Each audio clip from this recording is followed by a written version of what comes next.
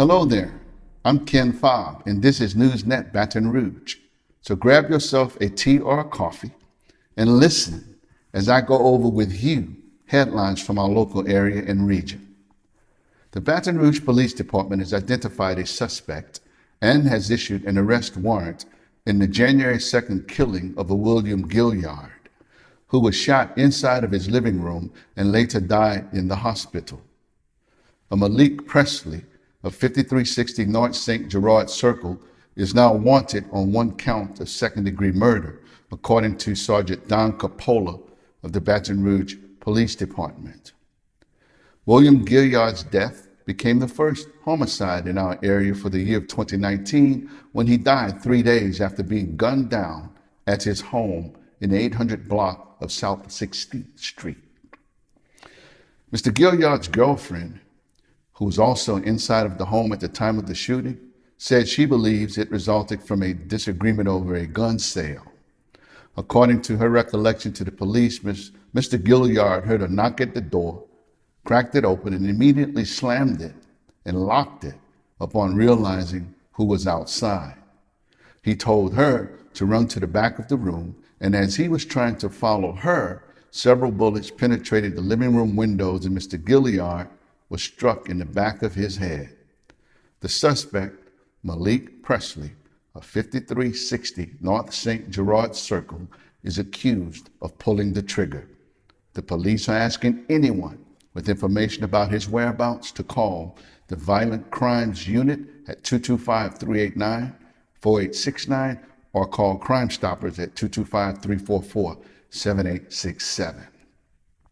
The biggest taxpayer in East Baton Rouge Parish, ExxonMobil, will be paying more in property taxes after the East Baton Rouge Parish School Board rejected Exxon's request for tax breaks for its refinery and plant. Therefore, Exxon is reported to be shifting its attention now to the East Baton Rouge Parish and Baton Rouge City Metro Council. ExxonMobil's 5-4 vote defeat before the East Baton Rouge Parish School Board came at the end of a marathon 7-hour-long meeting. It is also a culmination of years of organizing by a group called Together Baton Rouge and other educational groups who have been rallying to increase industrial taxes and remove industrial tax breaks being given to local industries in order to raise taxes for public schools. Now, the battleground over the industrial tax exemption program will shift to the Metro Council. The Metro Council will take up ExxonMobil's request for tax breaks at its upcoming meetings. Meanwhile, the West Feliciana Parish School Board in St. Francisville, Louisiana, voted recently to call a May 4, 2019 election for a proposed $52.6 million bond issue in order to build a new elementary school and to make major improvements at the high school. Consultants working with the school board estimate that an additional property tax of 9.95 mils will be needed to repay the bonds for the first year after the bonds are sold. This proposition will ask voters to approve repayment over a 30-year period. $42 million of the borrowed money will be used to build a new school to replace Baines Elementary School, which is 56 years old and is projected to be overcrowded by the year 2021. The superintendent, Mr. Hollis Milton, says the school system needs extensive renovations, but that conducting the construction work while school is in session will create a challenge to teachers and students.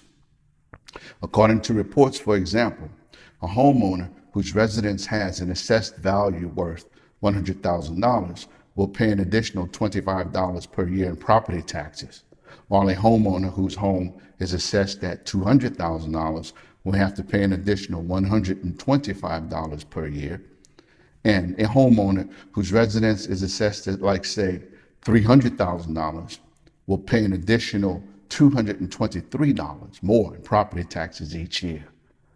These have been your headlines. I am Ken Fobb, and I will see you next time right here on NewsNet Baton Rouge.